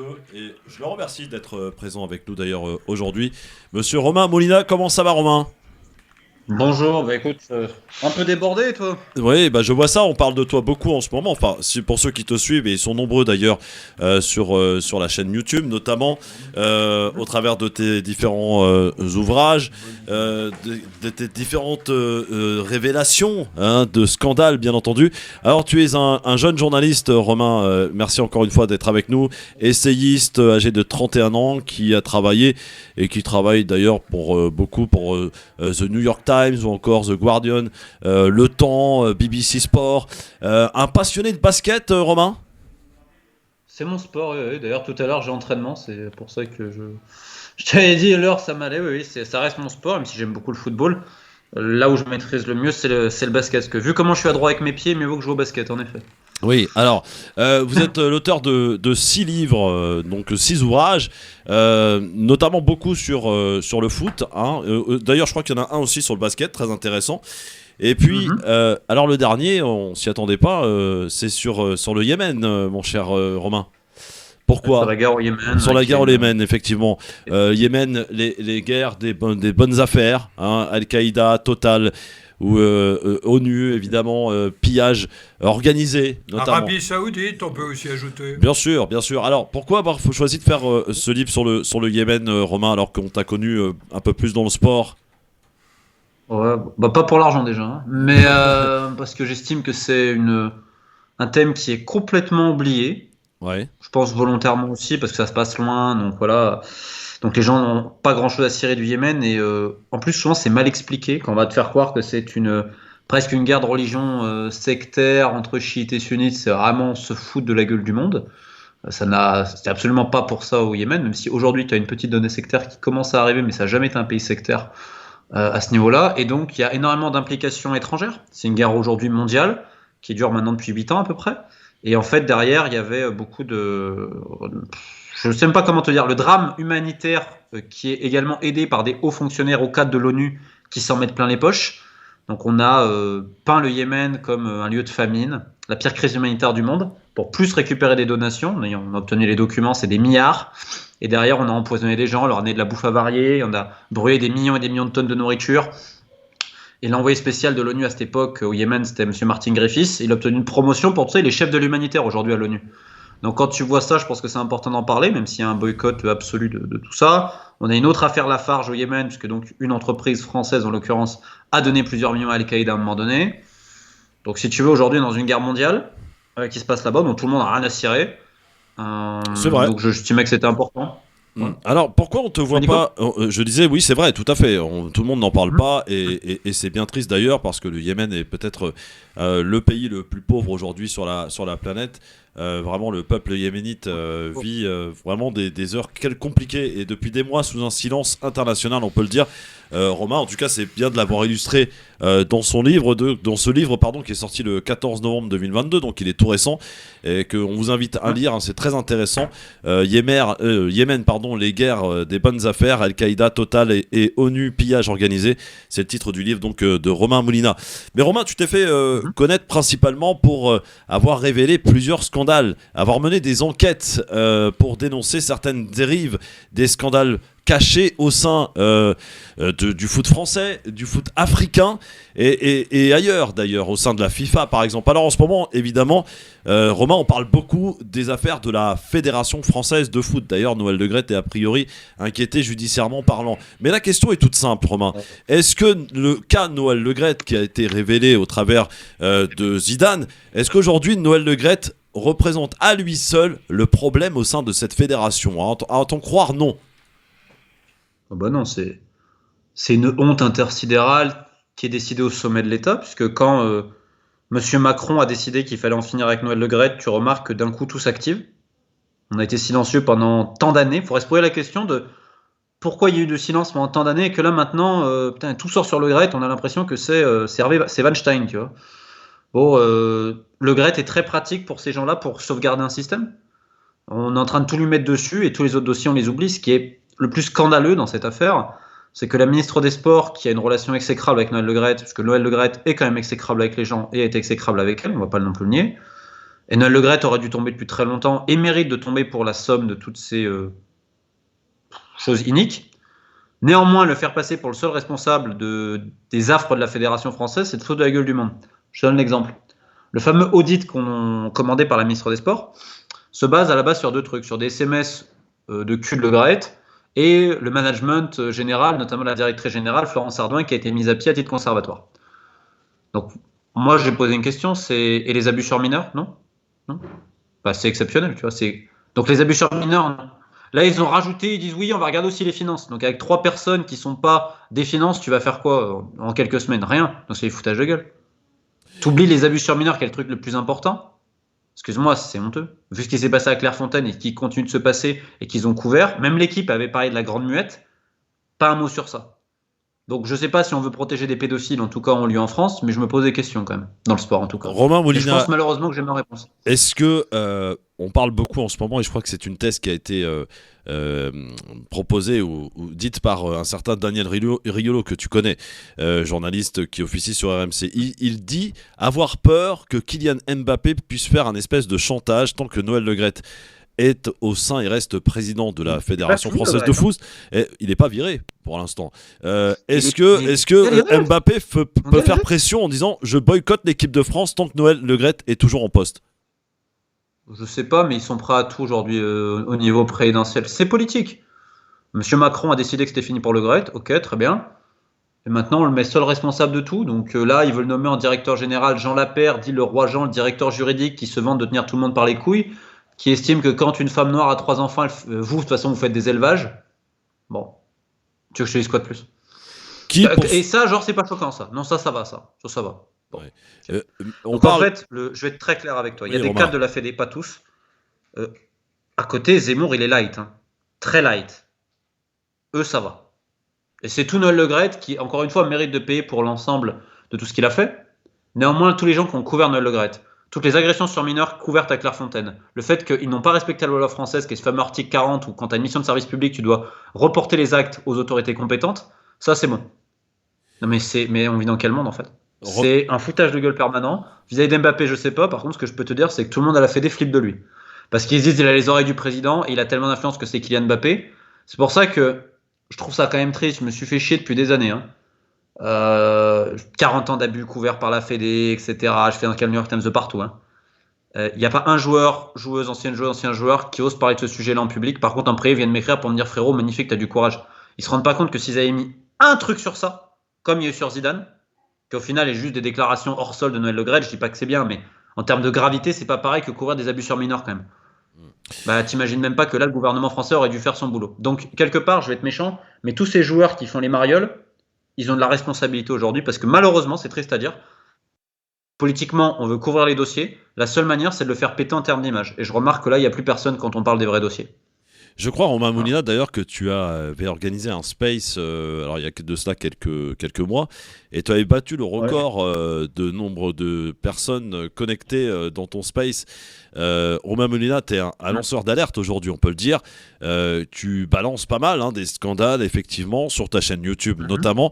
Alors, je suis entouré de camarades, de chroniqueurs qui sont chaque jour différents, et ils ont forcément des questions, parce que quand je leur ai dit que Romain Moulina venait, ils ont leurs questions. Alors, ils vont pour certains être tendres, peut-être d'autres un peu moins. Romain, c'est comme ça, c'est le principe de l'émission, on parle vrai, on est comme dans la vie, mon cher Romain. Et j'ai envie de commencer par Sofiane Lakhdari, qui a plus envie de te parler de lui, de la CAF, du football africain. Mais avant ça, je tiens à le remercier, Romain, parce que le livre sur le Yémen, cette guerre que malheureusement, elle est complètement éclipsée par les médias, parce que c'est l'Arabie Saoudite, c'est les pétrodollars qui sont en train de faire cette sale guerre au profit des Américains et de le camp atlantiste. Parler de l'Ukraine aujourd'hui, c'est vrai, c'est terrible ce qui se passe, mais oublier les maladies et la famine et tout ce qui est en train de se passer au Yémen. Bravo pour ce livre, et je le lirai avec vraiment beaucoup d'attention. Et j'encourage tout le monde à l'acheter, parce que voilà, pour l'avoir lu, il est vraiment très intéressant. C'est vraiment, il met la lumière là où les gens ne veulent pas y aller, où se cachent derrière leur petit doigt. Alors, on parlait du football français, de ces scandales. Mon cher Sofiane, toi, tu as envie d'axer sur le football africain. africain. Moi, sur la CAF, parce que je reviens sur le dernier tweet qui m'a interpellé de Romain Moulina hier sur la CAF et sur le rôle que peut jouer la fédération marocaine, et en même particulier de M. Lakhdari, qui fait partie du gouvernement de Akhnouch et qui est en même temps président de la fédération. Tout d'abord, est-ce que c'est normal qu'on soit président de fédération et ministre ? T'as pareil en Ouganda, le président de la Fédé, il est également au ministère, M. Magogo. Mais en fait, si tu veux, la FIFA, ils s'arrangent comme ils veulent, tu vois. Il y a des ingérences politiques, mais uniquement quand ça les arrange. Donc, moi, j'ai toujours dit depuis des années, aujourd'hui, le Maroc a un poids diplomatique à la FIFA qui est colossal. D'ailleurs, l'EGJA avait des dossiers en commission de discipline, on attend encore les choses. Mais globalement, tous les présidents de fédération sont protégés par la FIFA tant qu'ils votent pour leur maître. Tu as l'exemple également en Tunisie avec Wadil Adjari, qui est protégé par la FIFA alors qu'il a plein d'affaires en Tunisie aux fesses et autres. Donc c'est pas étonnant. Et aujourd'hui, pour parler politiquement, à la FIFA, en nation africaine, les deux nations les plus influentes, c'est le Maroc et le Rwanda. Le Rwanda est aujourd'hui Paul Kagame, le président rwandais. D'ailleurs, on pourrait parler de ce qui se passe à l'est du Congo, parce que bon, je vois pas grand monde non plus s'émouvoir de ce que fait le Rwanda à l'est du Congo. Ça commence à être reconnu pour le cobalt, oui, tout à fait. Pour le cobalt. Non, mais c'est exceptionnel. C'est exceptionnel. Genre, la Russie, je te dis pas que la Russie c'est bien, mais d'un côté on met au ban la Russie pour tout, et le Rwanda qui quand même s'ingère dans une guerre qui ne dit pas son nom à l'est du Congo. Les prochaines élections FIFA elles se passent dans la capitale rwandaise. On a ouvert un bureau régional également à Kigali, et le nouveau patron de la commission d'éthique de la FIFA, c'est l'ancien procureur rwandais, un État qui se vantait d'éliminer ses opposants à l'étranger. Bon, il y a quand même un deux poids deux mesures exceptionnel. Et aujourd'hui, le Maroc et le Rwanda, en effet, sont politiquement les deux pays qui pèsent le plus dans les instances africaines, de très loin. Et c'est les deux pays qui ont des liens très étroits avec les États-Unis ou les camps atlantistes en vérité. Est-ce que la Coupe d'Afrique 2025 sera au Maroc alors, Romain Moulina ? Là, je sais pas du tout. Par contre, et après, il y a des gens, ils peuvent ne pas le comprendre, etc. Moi, je connais pas le dossier du Sahara, donc je vais faire ma gueule sur ce que je connais pas. Par contre, l'un des trucs dont l'EGJA s'est vanté, président de la Fédération marocaine, c'est que lorsque le nouveau président de la CAF, la marionnette Patrice Motsepe, a été élu, c'est une marionnette de la FIFA, M. Motsepe, un milliardaire qui est là pour faire du business, le premier amendement qu'ils ont voté, c'est que tout membre qu'aucun membre qui n'avait pas partie de l'ONU peut rejoindre la CAF. Ce qui fait que Zanzibar, alors eux, ils peuvent aller se faire voir, mais en fait, le Maroc fait ça en disant comme ça, le Sahara ne pourra jamais avoir le statut CAF. Tout à fait. Et aujourd'hui, l'Algérie qui essaie alors que le Sahara est membre fondateur. Moi, j'ai juste dit ça pour me faire, alors que les Marocains s'en vantaient. L'EGJA a été récompensé au niveau étatique pour cela. Moi, après, encore une fois, je suis ni marocain ni algérien et je connais rien au Sahara, donc je vais pas ouvrir ma gueule dessus. Par contre, politiquement, il y a des faits.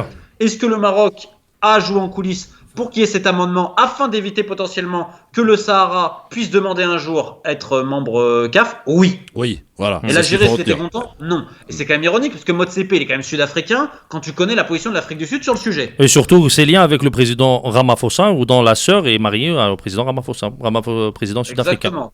Alors, Romain Moulina est avec nous sur France Maghreb 2. Romain Moulina avec nous, journaliste, également auteur de 6 ouvrages, notamment, j'insiste, sur le dernier qui est sorti, Yémen, les guerres des bonnes affaires, Al-Qaïda total et ONU, pillage organisé à à lire absolument, hein. C'est sortir le 14 novembre, ça coûte pas cher et c'est très intéressant.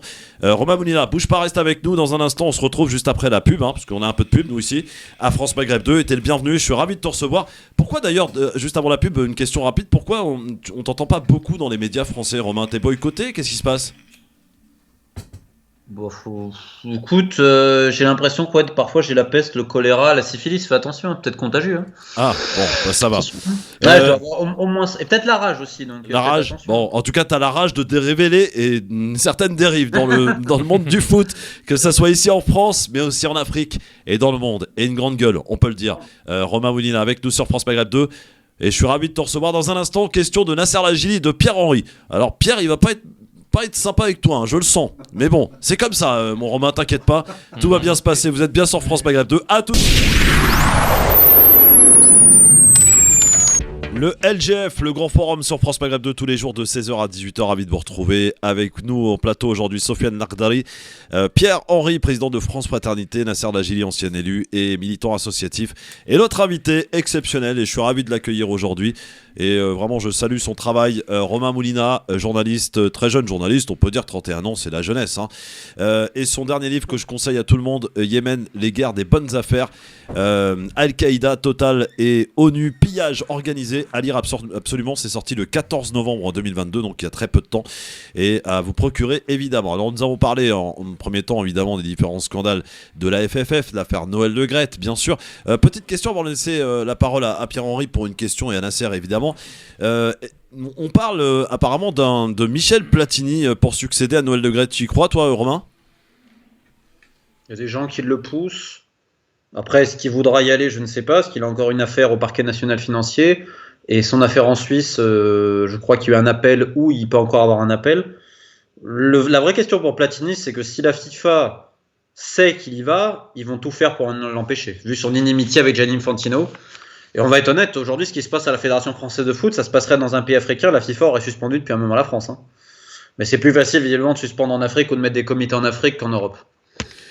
Fort avec les faibles, faible avec les forts. Ouais, justement, est-ce que ça serait une bonne chose pour toi, Romain, toi qui connais bien un peu ce monde du foot? Moi, je pense juste qu'il faut arrêter de protéger politiquement les mecs et de faire péter le système.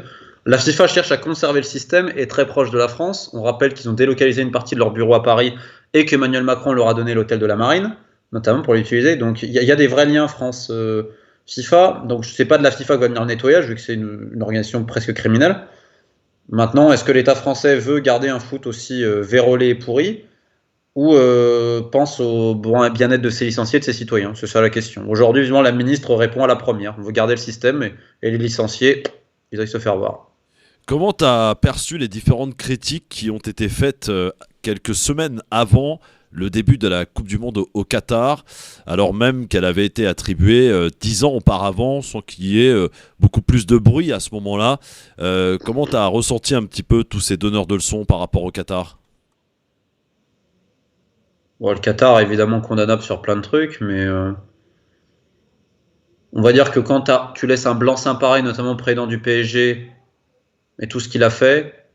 Je rappelle aussi, parce que globalement, c'est quoi la critique? C'est de dire que l'achat, en gros, qu'il y a de la corruption derrière. Mais pour qu'il y ait de la corruption, il faut deux parties. Ouais. Moi, je trouve qu'on a quand même globalement été très gentil avec la FIFA et l'exonération sportive internationale. Maintenant, le Qatar me paraît beaucoup plus problématique quand il va s'ingérer dans les affaires des autres pays. Maintenant, vis-à-vis des migrants, c'est aussi une question. Ils auraient dû régler ça bien avant. Mais les Émirats ont le même problème. L'Arabie Saoudite a le même problème. Donc ce serait bien que pour tous, ça soit la même chose en fait. Mais j'ai trouvé que c'était très opportuniste. Et puis quand tu sais que tu as des boîtes de lobbying derrière et que ça qui travaillent d'un côté et de l'autre, bon. Après il y a une réalité, ils ont dépensé tellement de pognon en termes d'image. Honnêtement, je trouve que c'est un peu ridicule de tous les côtés, si tu veux. De dire que c'est une Coupe du Monde exceptionnelle, nanani, nanana, quand tu sais ce qu'il y a eu, et de l'autre côté, bon, quasiment tous les grands événements sportifs émaillent de corruption. J'ai publié une enquête sur les Jeux de Sydney en 2000, où tu as l'actuel président du TAS, donc la plus haute juridiction sportive internationale, qui se vantait d'avoir donné des bribes dans des pots de vin à des pays africains pour obtenir le vote pour Sydney. Donc à partir de là, on en revient à un système plus global. C'est tout le système sportif international qui devrait être monté du doigt, et malheureusement considéré pour ce qu'il est, c'est-à-dire une organisation mafieuse et criminelle. Pierre-Henri, question à Romain Moulina. Oui, d'abord, bonjour Romain Molina. Vous êtes en train de nous dire que le football est une machine à cash et que c'est un milieu extrêmement corrompu.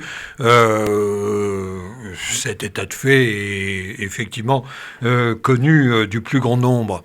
Mais lorsque vous dites il faut faire péter le système, là où on vous attend peut-être, c'est sur les propositions, parce que c'est assez facile de dénoncer. Il en a, Pierre. Oui, c'est assez facile. Non, mais c'est assez facile de dénoncer sans proposer. Par ailleurs, je rappelle, je lirai votre bouquin sur le Yémen avec intérêt.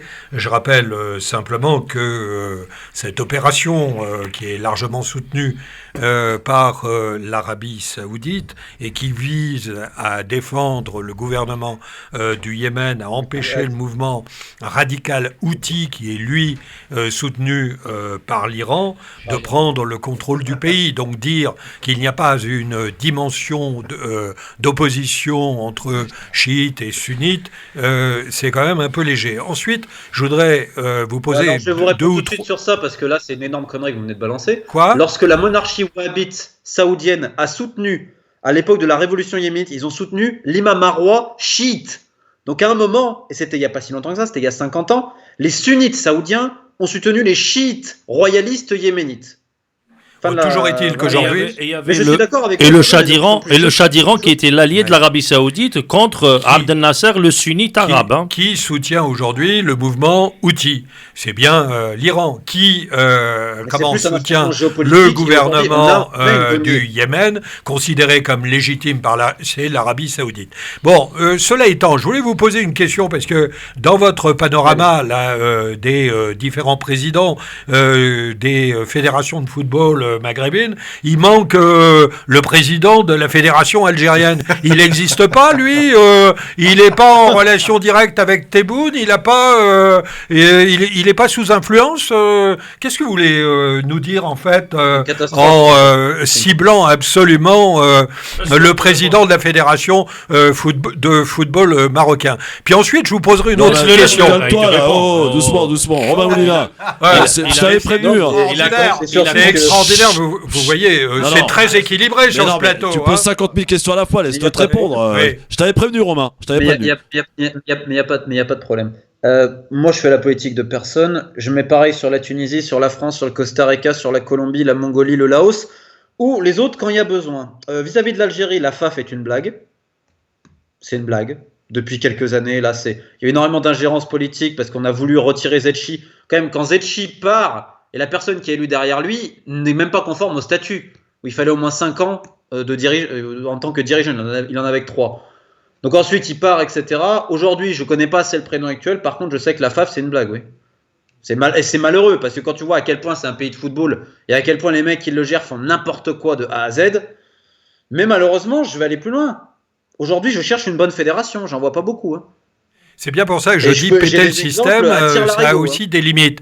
Et puis, il y a une question... J'aimerais quand même qu'il réponde à ta question de tout à l'heure, parce que tu balances des répondu. Questions en rafale par rapport aux propositions qu'il aurait à faire. Non, attends. Attends, Pierre, ça t'intéresse pas? Tu demandes des propositions, après, quand tu dis les données, ça t'intéresse pas. Romain Molina, quelles sont les propositions pour faire péter le système, justement? Moi, je vais te dire. Moi, je te le fais, l'audit, déjà. Mais c'est-à-dire que la première mesure, c'est déterrer tous les dossiers et voir qui a fauté ou pas. Et ensuite les confronter face au texte de loi français. Si tu commences un nettoyage comme ça, parce que le véritable problème que tu as dans le football, c'est l'impunité. On remarque qu'aujourd'hui, Noël Le Graët ou X ou Y, il y a eu des choses qui étaient répréhensibles, visiblement. Mais c'est-à-dire que ça s'est fait pendant des décennies sans poser le moindre souci. Donc il faut déterrer ces dossiers, voir la culpabilité de tout le monde. Et déjà, quand tu enlèves cette impunité, déjà tu vas t'enlever beaucoup de problèmes. Donc déjà, c'est un nettoyage complet de fond en comble de la Fédération française. Et ensuite, c'est de changer le système électoral, notamment. Parce que le système électoral se base sur quoi? Sur les faits que les présidents de district et de ligue votent, c'est un peu des grands électeurs, et que pour les faire voter pour le président en place, on les envoie en tournée, et tu viens au Qatar et patati patata, qui est un espèce de système d'achat de vote. Donc il faut tout revenir en question sur les districts et les ligues, notamment dans le système électoral, et avant tout nettoyer. Moi après je reste à ma position, parce que je n'ai pas vocation à être président haute. Par contre ma vocation, c'est plus le côté investigation, etc., et mettre les mains dans le cambouis, et sur ça moi j'ai aucun problème, on n'a qu'à me demander. Moi c'est avec plaisir que j'aide la justice de mon pays. Bon, alors. Dernière question. Ah oui. Dernière Allez. question. Allez. Vous êtes lanceur d'alerte dans le milieu du football, mais vous plantez souvent. Hein. Je vous ai suivi sur l'affaire Amshraoui. Qu'est-ce que vous aviez contre cette joueuse de football? Vous étiez influencé par le camp Diallo ou qu'est-ce qui s'est passé pour que vous l'accusiez de cette manière dans vos différents reportages? Attendez, j'ai accusé qui, monsieur? On va voir si vous êtes bon, j'ai accusé qui? Pardon? Il a accusé qui, demande? J'ai accusé qui? Alors, allez au bout de votre réponse. Ah ben, manifestement, vous avez fait porter sur la joueuse du Paris Saint-Germain, du Paris Saint-Germain, Amshraoui, la responsabilité du conflit qui était né avec Aminata Diallo. Alors vous allez lire le New York Times, l'équipe et tout ça, qui ont expliqué également qu'elle avait donné plusieurs versions, notamment en accusant l'entraîneur adjoint Bernard Mendy, ce qui avait provoqué une fissure dans le vestiaire parisien. Donc, ce que j'ai dit a été confirmé par tout le monde. Deuxième point, Madame Diallo n'a pas été condamnée comme personne d'autre. Et troisième point, je ne connaissais pas Madame Diallo au moment des faits. Et ça, vous pouvez prendre mon historique de téléphone qui est à disposition de la justice. Alors, et je tiens parce qu'il y a une enquête. Non, mais attends, Romain, je t'explique. Pierre-Henri est un supporter de Marseille. Et il est énervé parce que il a hâte que Marseille soit vendu aux Saoudiens. Et c'est pour ça, en fait. Je t'explique. Est-ce que tu peux nous dire, si l'OM va être enfin racheté par les Saoudiens ou pas? Je pense que le peu de fois où j'ai parlé, moi j'ai toujours contré les élucubrations de certains pour bien expliquer que McCourt il veut beaucoup d'argent.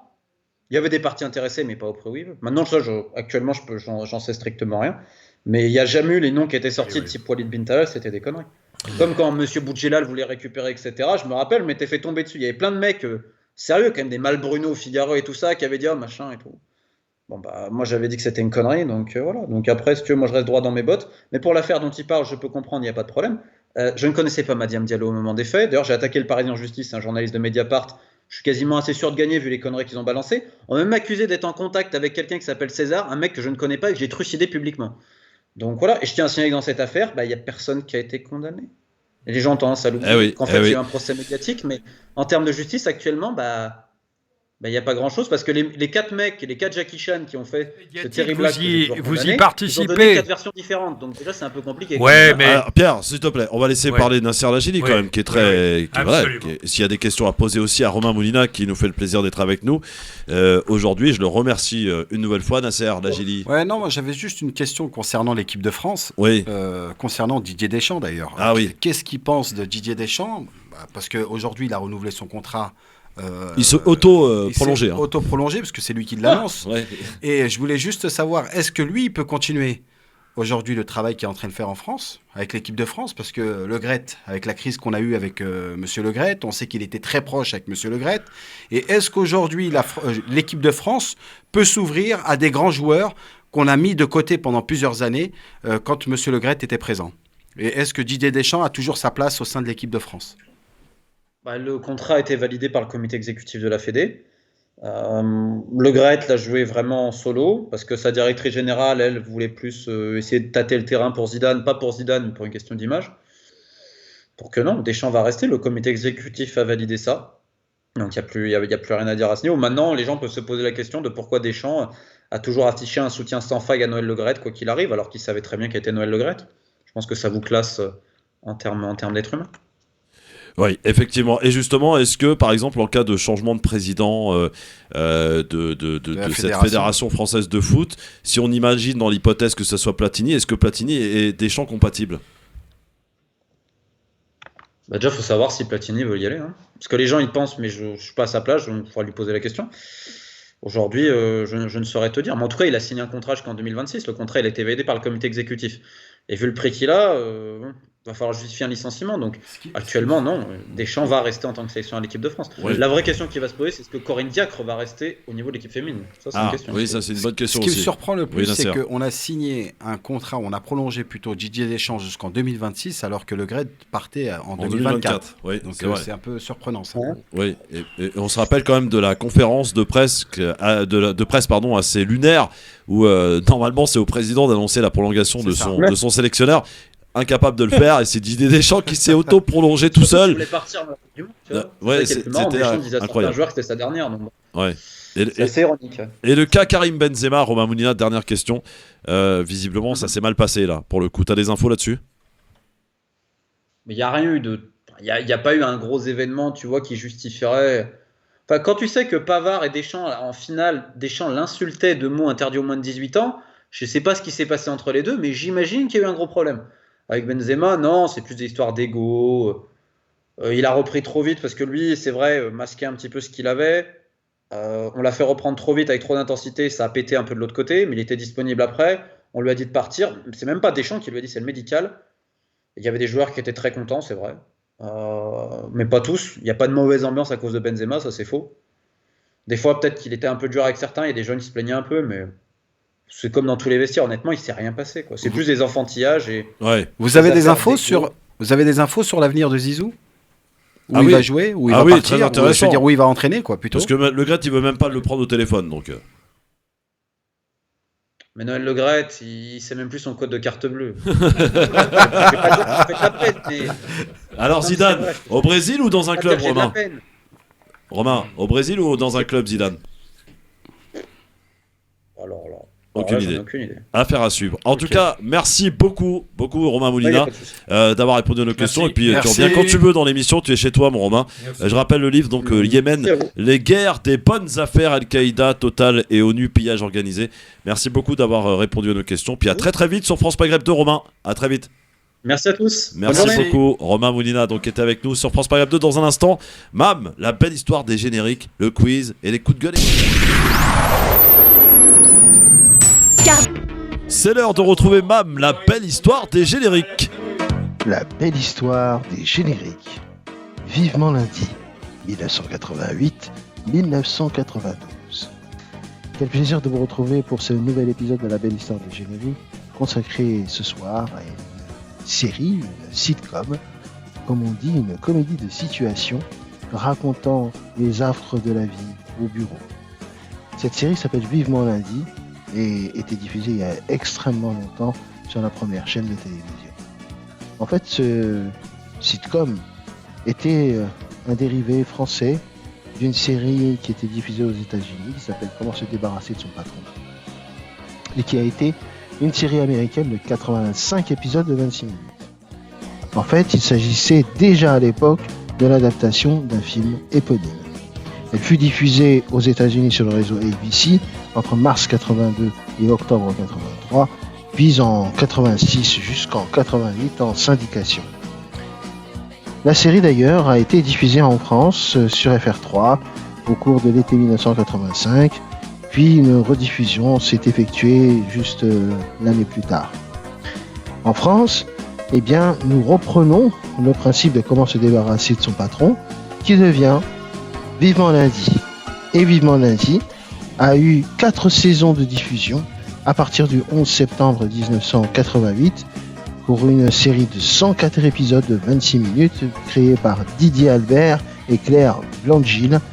Et donc 4 saisons magnifiques qui ont été diffusées sur TF1, notamment dans le cadre des émissions du samedi après-midi appelées La Une est à vous et présentées par le sempiternel Bernard Montiel.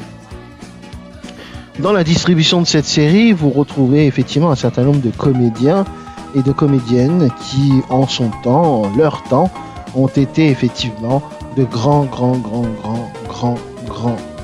acteurs. Et quand je dis ça, bien évidemment, il y a une pointe d'ironie. Bien évidemment, vous connaissez le plus célèbre d'entre eux, Bernard Ménez. Oh oh oh, jolie poupée, sur mon doigt coupé. Donc ça, c'était Bernard Ménez qui jouait un des rôles principaux de cette série Vivement lundi, Jérôme Batelier. Ariel Semenov jouait le rôle de Béatrice. La célèbre Katia Tchenko jouait le rôle de Monique. Et Jacques François jouait le rôle de Pierre-André de Juste. Et il faut savoir aussi que dans cette série a été révélé un jeune comédien qui se cherchait quelque peu à l'époque et qui est aujourd'hui l'un des plus grands humoristes français. Il s'agit d'Elie Semoun qui jouait le coursier dans cette série. Alors cette série, d'abord diffusée le dimanche en fin d'après-midi, Cette sitcom, dont le générique était interprété par le groupe Rouge Tattoo, était destinée à marquer la fin du week-end. La série est grandement inspirée donc de cette fameuse sitcom américaine Comment se débarrasser de son patron, et dépeignant avec humour les travers d'employés de bureau. Pour ce qui concerne le générique, ce générique d'ailleurs est finalement ce qu'on a retenu de plus que la sitcom en elle-même. Elle a été conçue par le groupe Rouge Tattoo. Et oui, Rouge Tattoo, ce que vous entendez d'ailleurs en fond de cette chronique. Et je vous propose d'ores et déjà, sans attendre, d'écouter le générique de Vivement lundi 1988-1992 TF1.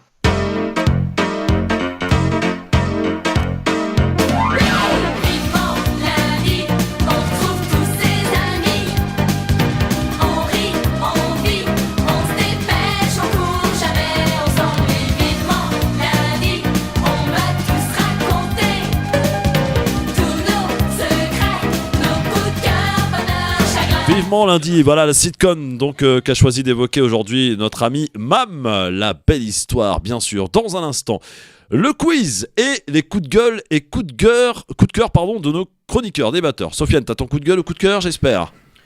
Oui, j'en suis sûr. Ouais. Pierre, t'as ton coup de gueule ou coup de cœur? Bon, bah, je vais en avoir un. Bon, très bien. Mon Nasser, c'est sûr qu'il en a de choses à nous proposer. Restez avec nous, évidemment, sur France Maghreb 2. Et je rappelle que vous pourrez réécouter, évidemment, l'interview de Romain Mounina ce soir en diff à minuit. Et également, tout à l'heure, sur YouTube, en podcast sur YouTube, sur la chaîne France Maghreb 2 d'ici, je l'espère, demain. On va en tout cas tout faire pour que ça soit fait d'ici demain. Donc Romain Moulina qui était avec nous, invité exceptionnel. Vous l'entendez dans aucun média français. Hein. Donc il était avec nous sur France Maghreb 2. On est de retour très vite, évidemment, juste après la petite pause qui s'impose. Et c'est la dernière, évidemment. Un beau LGF aujourd'hui. Belle ambiance dans les studios. Avec Pierre-Henri, avec Sofiane Nagdari, avec Nasser. Merci d'être avec nous en direct sur votre radio France Maghreb 2 dans le LGF avec Pierre-Henri, avec Sofiane Nagdari, avec Nasser Lagili. Place au quiz, les amis. Le quiz.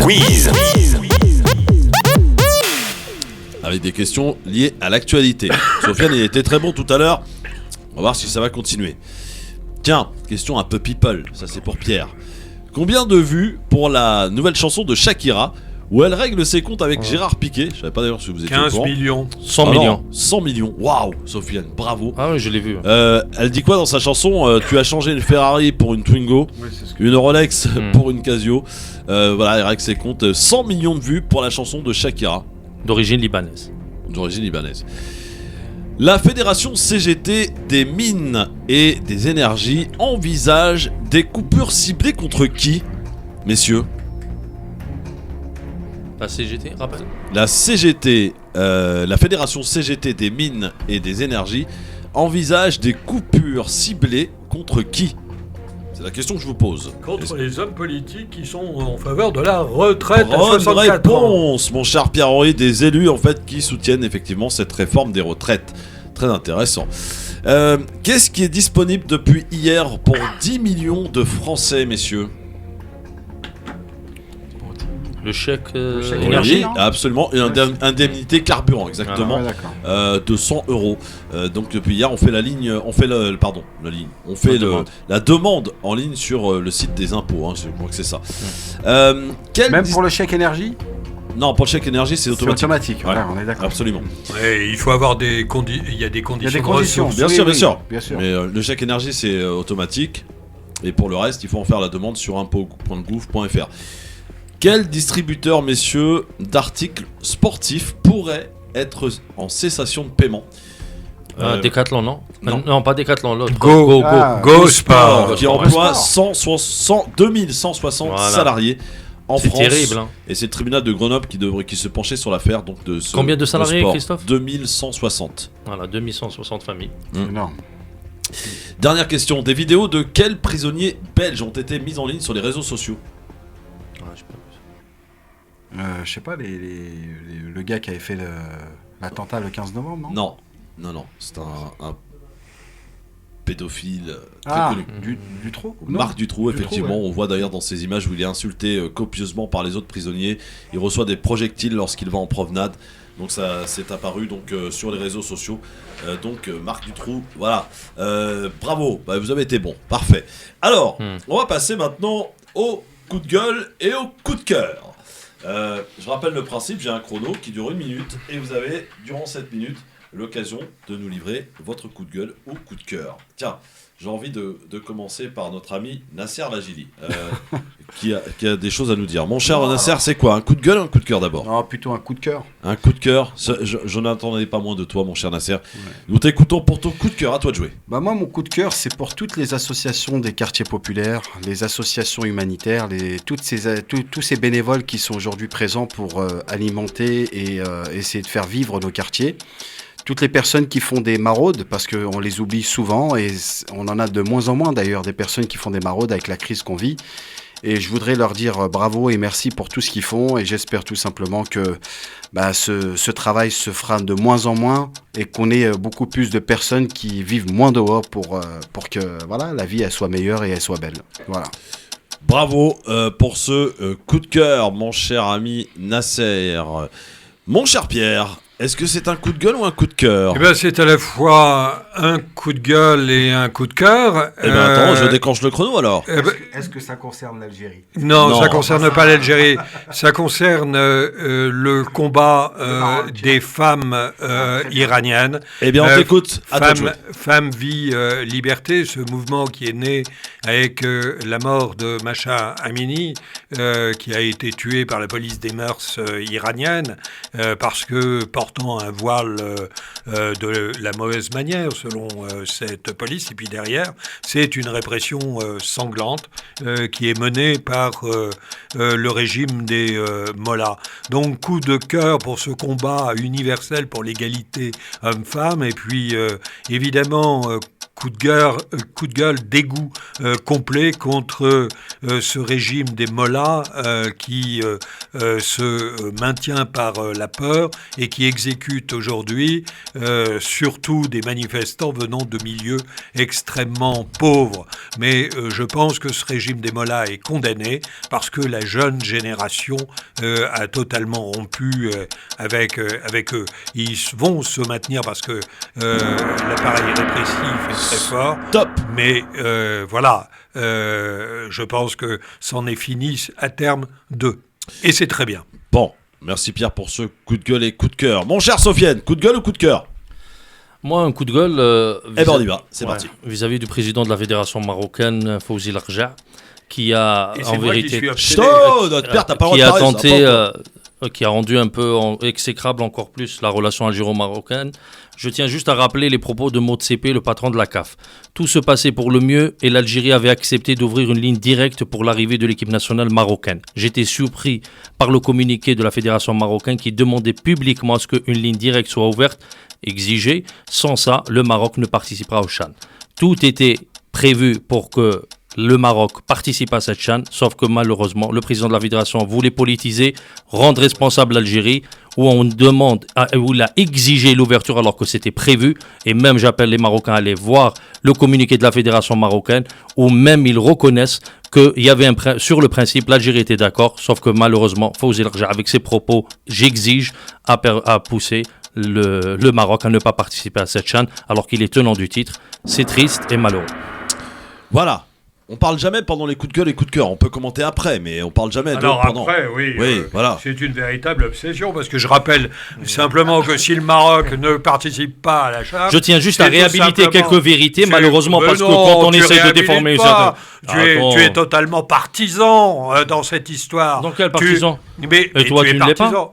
Tu l'es pas? Moi, pas du tout. Je suis Pierre, objectif. juste une question, Pierre. Lorsqu'on rapporte des faits, et les faits sont établis, ils sont ni rapportés par Sofiane ou par moi ou par Nasser, ils sont rapportés par le président de la CAF qui explique ce qui s'est passé. Et c'est pas vrai, parce qu'en l'occurrence... Arrête de dire c'est pas vrai.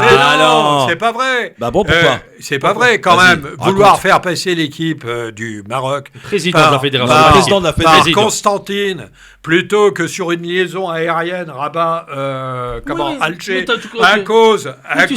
Mais tu sais pas ce que tu es en train de dire, Pierre. Je sais pas, l'espace aérien algérien est fermé au Maroc. Mais il allait être ouvert, excuse-moi, Motsepe. Pierre, Excuse, je t'explique. Pierre. Le 22 Il a du décembre, mal à il y avait comprendre. un accord de principe qui avait été Même la fédération établi. marocaine le dit. Il y a un accord de principe qui a été retrouvé. Quand le président de la fédération marocaine a su, il est sorti dans un communiqué publiquement pour dire j'exige à l'Algérie d'ouvrir. 24 heures après, il est revenu. Il a dit devenu complexe. c'est devenu complexe, c'est Voilà, tout à fait normal. Exactement Mais sur le principe, l'Algérie allait accepter une ouverture de ligne directe. Mon Dieu. Mais ça va pas au Pierre. Depuis quand les pays n'ont pas le droit d'être susceptibles? Macron, quand il est susceptible, ça te dérange pas? Quand c'est l'Algérie, ça te dérange? Non, Christophe, quand en plus de ça, on parle de liaison aérienne entre deux pays amis. Excuse-moi. Et dont les peuples n'ont rien à faire des querelles des dirigeants. Dans un pays à accepter. Dans un pays à. Excuse-moi, Pierre, laisse-nous juste placer un mot. Laisse-nous placer un mot, s'il te plaît. Tu vas pas me donner des leçons de fraternité avec le peuple marocain. Nous, tu es en train de parler politique et du président de l'Algérie. Toi, tu parles de l'équipe marocaine. Moi, je parle du président de la fédération qui prend en otage toute une jeunesse de l'équipe marocaine. Ça, c'est autre chose. Tu as ton obsession, je la garde. Juste pour dire que c'est pas la première fois. Le Maroc a participé aux Jeux méditerranéens en faisant une escale par la Tunisie. Le président, le ministre des Affaires étrangères, Nasser Bourreta, est parti et a participé au sommet arabe dans une ligne directe de Rabat à Alger avec un avion immatriculé en dehors du Maroc. Les relations, malheureusement, elles sont exécrables. Il y a une rupture diplomatique, il y a une fermeture de l'espace aérien.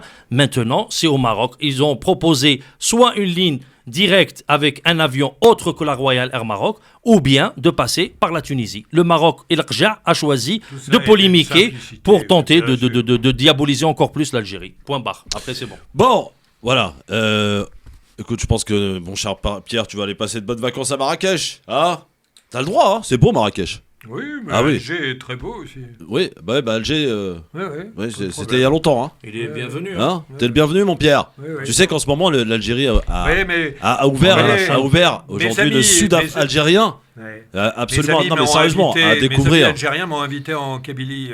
En Algérie, c'est la Kabylie, Pierre, attention. Vous tenterez jamais de semer la zizanie entre les Algériens, vous inquiétez pas. Il n'y a pas besoin de moi pour le faire. Vous entendez bien pour le faire tout seul. Très bien. Très bien, vous inquiétez pas pour ça. Un petit séjour dans le désert. Et même vos ingérences, elles permettront de nous souder encore plus.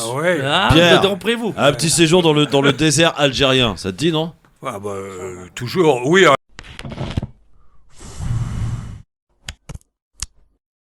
France Maghreb 2, France Maghreb 2.